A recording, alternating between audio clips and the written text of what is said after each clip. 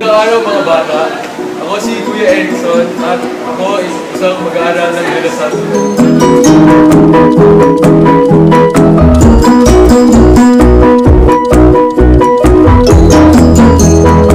Narito kami upang i-presenta ang aming proyekto sa Church. Pero bago ako magsimula, meron akong tanong para sa inyo. Mahilig ba kayo sa laruan? Paano kung nagkaroon kayo ng isang laruan na hindi lang makapagbibigay ng saya, hindi lang kaalaman? Napakasaya, hindi ba? Kami rin ay nakaranas ng pagkabata, kaya alam na namin kung ano ang nais ng isang bata sa isang laruan. Gusto namin ay sigurado makapagbibigay ayan sa mga bata. Ito ay ang G-Box.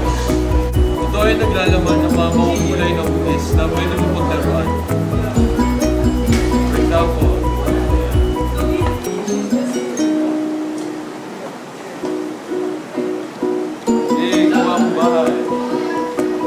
saya, di ba?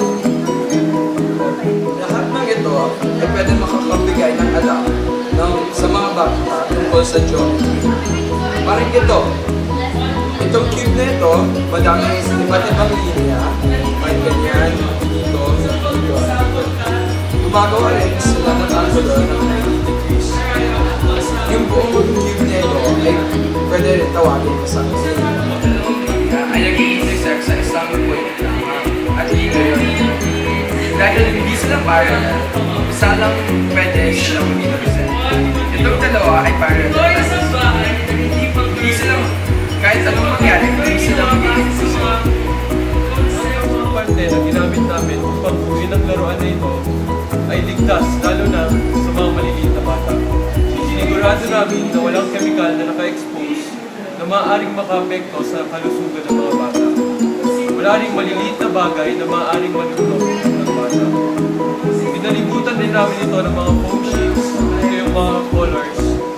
Dahil ito ay malambot at ito ay mas ligtas gamitin para sa mga bata.